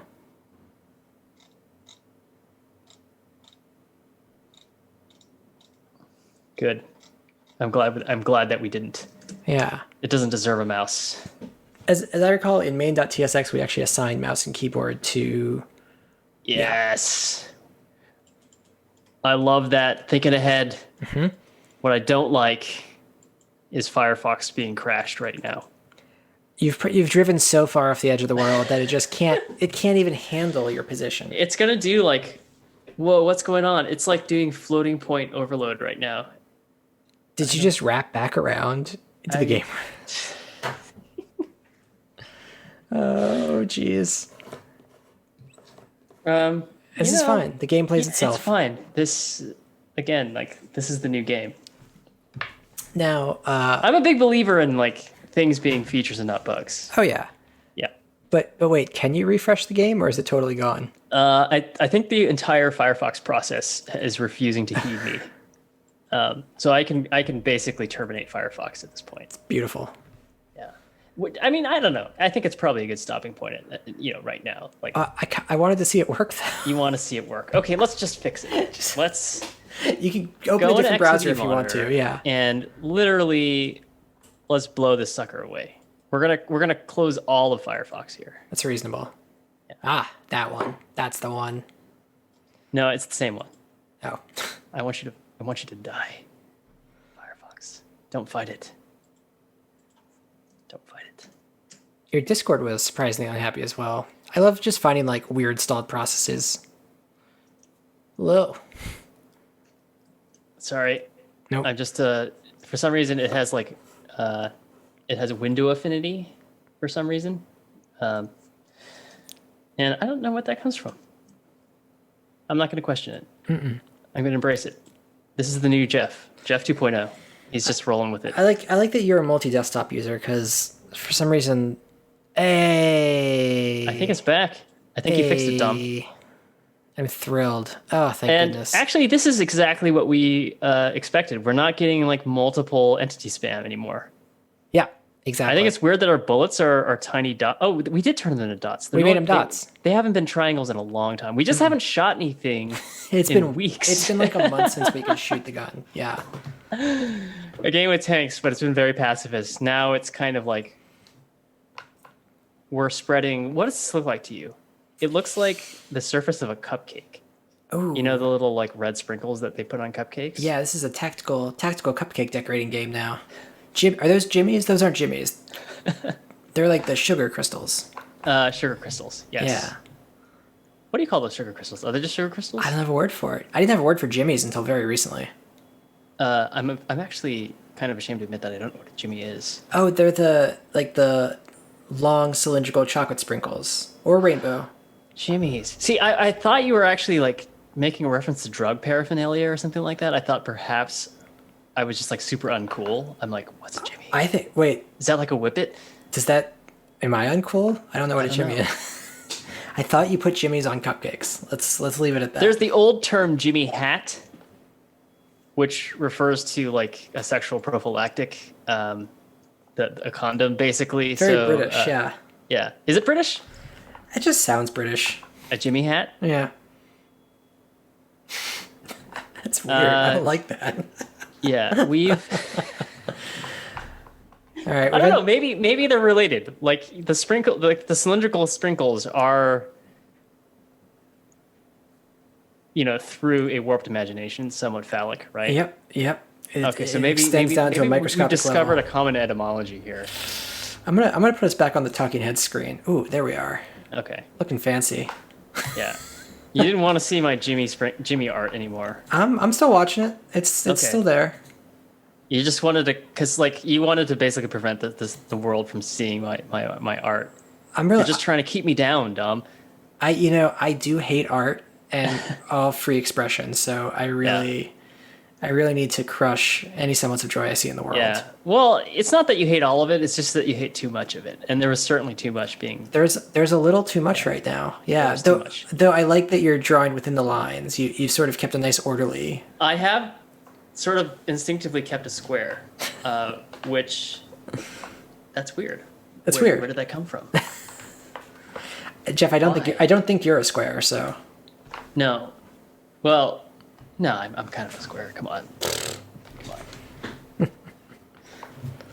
Okay, I think we're good. This is nice progress. We've got our frame rate back. We have an extremely complicated way of dealing with that, but That was Maybe actually it's okay. quite a few things that are much better today.